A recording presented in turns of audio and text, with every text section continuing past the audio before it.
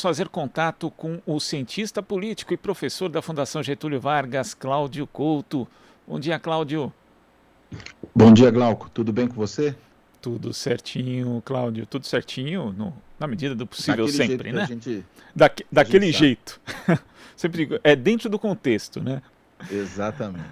Mas, Cláudio, nesse final de semana nós tivemos mais atos contra o presidente Jair Bolsonaro por pedido também de auxílio emergencial de R$ 600 e pela vacinação em massa da população. E dessa vez a gente teve atos registrados em 509 cidades, que é um recorde, superando inclusive o último dia de protestos, onde 387 cidades haviam participado. Uhum. A perspectiva, a estimativa dos organizadores é que 600 mil pessoas tenham saído às ruas neste sábado. Como que você analisa mais esse dia de protestos contra Bolsonaro, Cláudio? Olha, acho que ele expressa uma etapa nesse processo de desgaste do presidente Bolsonaro, que tem a ver, enfim, com tudo aquilo que a gente sabe que tem ocorrido nessa administração desde o começo, mais ainda as questões da pandemia, aquilo que a CPI tem produzido. Acho que a CPI tem sido um instrumento muito importante para municiar a sociedade civil com informações e até eu diria com motivação para protestos como esse, né? E aí o fato de que isso se espalhou pelo país é mais uma demonstração de que esses resultados têm sido colhidos. Agora, claro que também existe, já que a gente falou agora há pouco do contexto, outros aspectos aí do contexto que são relacionados à posição dos militares, né? Essa notícia do general Braga Neto ameaçando a realização das eleições no ano que vem, caso o capricho presidencial do voto impresso não seja aprovado, isso é mais um elemento que motiva as pessoas a irem à rua protestar, inclusive porque, ao fazer isso, elas estão protestando na defesa da democracia. Porque uma ameaça dessas é, evidentemente, uma ameaça à própria democracia, seja ela um blefe ou não, né? Isso nem é o mais importante agora. O problema é, tendo havido essa ameaça, isso motiva as pessoas a irem à rua. Então, eu entendo que é esse contexto geral que tem a ver com a condução calamitosa das políticas públicas do governo, com a corrupção envolvendo essas mesmas políticas públicas. Eu me refiro aqui à compra de vacinas, à promoção de medicamentos que não produzem o efeito que deveriam produzir, caso se pretendesse tratar a doença, e ainda mais essas ameaças contínuas, que não são de agora, né? Vem de muito tempo a democracia que o bolsonarismo produz.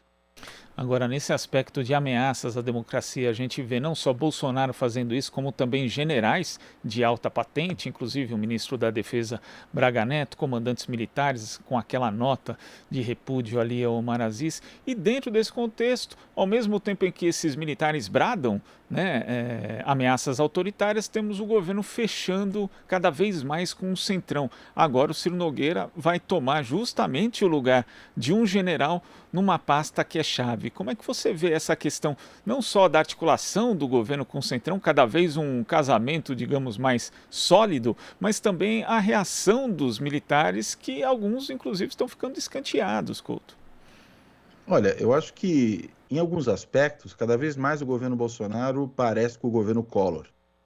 Aquele momento em que o governo Collor, enfraquecido, ameaçado pelo impeachment, foi tentando criar ali um ministério de notáveis ou um ministério mais abrangente do ponto de vista das suas alianças no Congresso Nacional. E eu acho que o governo Bolsonaro está tendo um caminho muito parecido com esse. Isso não significa que necessariamente nós teremos impeachment, não é isso, mas mostra um governo cada vez mais enfraquecido, que na medida em que está enfraquecido, precisa ampliar esse arco de alianças que ele tem, precisa ceder mais, o preço da sua sustentação vai se tornando cada vez mais alto, e a gente vai ficando cada vez mais perto de um certo limiar, que é o seguinte: não é só o Centrão que pode cobrar mais caro do governo, porque o governo vai se tornando mais fraco. E aí, desse ponto de vista, o enfraquecimento do governo se torna algo interessante ao Centrão.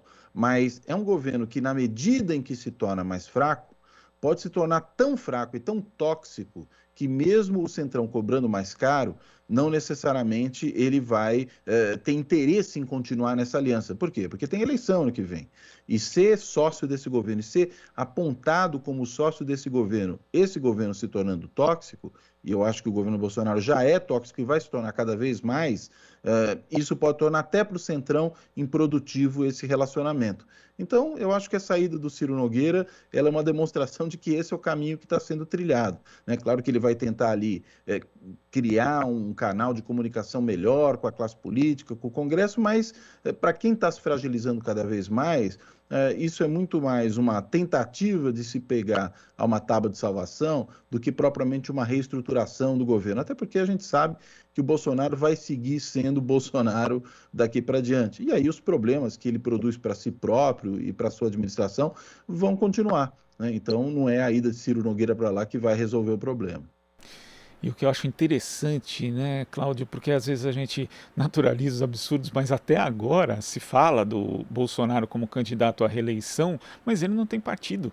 Até agora, né, ele tentou inserção em alguns partidos, parece que ele quer, na verdade, só entrar em qualquer agremiação que deixe que ele se torne o dono, e agora surgiu uma especulação que eu queria ouvir sua análise, porque eu acho estapafúrdio, que é a possibilidade de criação de um super partido ali, juntando 3 partidos do espectro da direita no cenário político nacional. Eu fico pensando, poxa, olha, a fragmentação partidária no Brasil não é à toa, né? Justamente por conta de interesses regionais que são divergentes, às vezes dentro do próprio partido, que leva, por exemplo, legendas como o MDB a não ter candidato à presidência da República em diversas eleições depois da redemocratização. Você acha possível criar um super partido para um presidente ser candidato, sendo que ele não consegue sequer se inserir em legendas menores? Olha, eu acho pouco provável que isso ocorra. Impossível não é, né? Dá para fazer. Agora, não parece muito provável por uma série de razões. Uma, você já apontou, essa questão aí das divisões regionais, dos interesses regionais.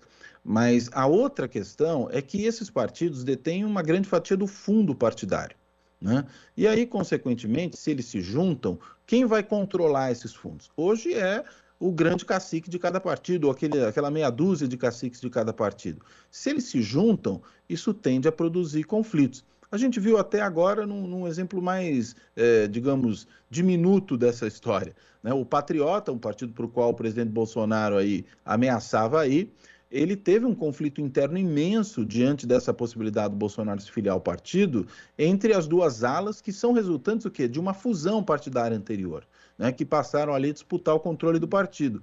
Isso vale para o controle mais geral, mas vale também para o controle de recursos, para a definição de candidaturas nos estados, enfim, para uma série de coisas. Então, eu acho pouco provável. E ainda mais, considerando que um desses partidos aí que vem sido aventado para entrar nessa fusão é o PSL, partido do qual o Bolsonaro saiu brigado com o Luciano Bivar, né? Isso não quer dizer que, enfim, não seja possível alguma reconciliação, sempre pode acontecer. Agora, imagino que o Bivar desconfie o suficiente do presidente da República para não querer embarcar numa aventura que, de repente, vai tirar dele justamente aquilo que ele tem como recurso de poder e que lhe permitiu fazer frente ao presidente Bolsonaro, que é o controle da máquina partidária, né? Ele resistiu, fez o Bolsonaro e os filhos saírem do partido justamente por esse controle que ele tem da máquina partidária. Se ele entra numa fusão com o PP, que é um partido muito mais estruturado nacionalmente, não é maior no Congresso por conta do resultado das últimas eleições, mas é muito mais estruturado em termos de organização nos estados, nos municípios, tem uma cacicada muito experiente, muito escolada nas artes da política fisiológica no Brasil, o Bivar vai perder poder. Então, eu acho que não faz muito sentido para ele, por exemplo, entrar nessa jogada. E aí, a fusão de que tanto se fala, ela já não seria mais a mesma coisa. Uma coisa é o PP, por exemplo, absorver um partido pequenininho. Outra coisa é absorver o partido que tem a maior fatia do fundo partidário hoje, que é o PSL. Eu acho que vai uma grande distância e, portanto, é pouco provável. Cláudio, já falei aqui que eu acompanho, né, o seu canal no YouTube Fora da Política Não Há Salvação, e o programa que foi exibido no sábado ali com o seu colega de FGV, Fernando Abruzzo, foi sensacional, né? Como jornalista a gente sempre observa as coisas tentando achar pauta ali. Eu já descobri umas 20 pautas para desenvolver, pelo menos, porque a conversa de vocês foi muito rica. E teve uma hora ali que o Fernando Abruzzo falou que o governo, uma frase que me chamou a atenção, que o governo Bolsonaro é um governo perdido e perigoso. Ou seja, Uhum. não é pelo fato de ser um governo sem rumo que ele não pode causar muitos danos à sociedade brasileira e à própria democracia. Eu queria que você comentasse justamente esse aspecto do perigo que representa para o país um governo sem rumo, mas com possibilidades de causar danos sérios, alguns que vão ser difíceis, inclusive, de serem aí reparados. Cláudio. Olha, acho que os danos, inclusive, já estão sendo causados desde o começo do governo, né? O dano ambiental, o dano à saúde pública, que tem produzido essa calamidade, que é a morte de mais de 500 mil de brasileiros e crescendo. A gente logo, logo vai chegar nos 600 mil brasileiros mortos por conta da incúria desse governo no tratamento da questão da Covid, né? A vacina não chegou, é a maneira como também conduziu a nossa política externa, ou seja, há um estrago todo que tem sido feito. Agora, entendo que aquilo de que o Fernando falava no programa tem muito a ver com a questão da ameaça à democracia. É um governo que vai produzir confusão ano que vem. Eu acho pouco provável que essa confusão não ocorra. Então, mesmo que nós não tenhamos aí uma ruptura institucional, a queda da democracia, que é o que esse governo gostaria de promover, ele, os seus aliados militares, né, aquele núcleo alucinado, lunático ali dos ultra-ideológicos, olavistas e coisas parecidas, né, embora eles queiram produzir essa ruptura institucional e possam não ter força suficiente para isso, inclusive porque o contexto internacional, a situação, inclusive na relação que esse governo tem com diversos setores das elites, é muito diferente daquilo que a gente via lá atrás, em 1964. Então, condições para uma ruptura de fato me parecem pequenas. Agora, pode não ter ruptura, mas pode ter uma confusão imensa, pode ter muita violência nesse processo político no ano que vem. As milícias bolsonaristas, né, tanto dos milicianos propriamente ditos, como aí desses bolsonaristas que ele tem armado com essa liberação aí da compra, da aquisição de armas e munições, a maneira como ele tenta cooptar as polícias militares, onde há de fato um apoio muito grande ao bolsonarismo. Esse tipo de situação pode produzir realmente conflitos políticos importantes no ano que vem, né? E a gente vê que, inclusive, o aparato judicial vem sendo utilizado, né? O Cássio Conká, né? O Cássio Nunes Marques, lá o ministro Supremo, querendo perseguir adversários, fez agora isso novamente com o professor Conrado Ubner Mendes, né? Que já vinha sendo perseguido pelo PGR, pelo Aras, o Poste-Geral da República, como ele define, e agora vem sendo perseguido em associação, em conluio, pelo Nunes Marques. Isso é bolsonarismo também. Ou seja, há toda uma frente de ataque à democracia, de ataque a quem faz críticas, quem é oposição ao governo, que tende a se recrudescer no ano que vem. Inclusive diante do que me parece uma cada vez mais provável derrota eleitoral do Bolsonaro, né? E aí, consequentemente, ele vai surtar, os seus apoiadores vão surtar, e aí a possibilidade de uma crise política grande, violenta, aumenta. A gente viu agora também as notícias que têm saído sobre essa tentativa de espionar as pessoas, de criar ali uma agência paralela de inteligência por parte do Carlos Bolsonaro, comprando aquele software israelense, o Pegasus, né, que espionaria as pessoas. Aliás, hoje saiu a notícia, agora de manhã fresquinha, de que o Pegasus também quase foi adquirido pela Lava Jato, né, o que é mais um elemento importante aí, que mostra esse cenário de ataque à democracia, que diversos atores que se associaram na eleição do Bolsonaro ou para a eleição do Bolsonaro, mesmo que tenham brigado depois, né, isso tudo está em curso, então a gente tem que ficar precavido.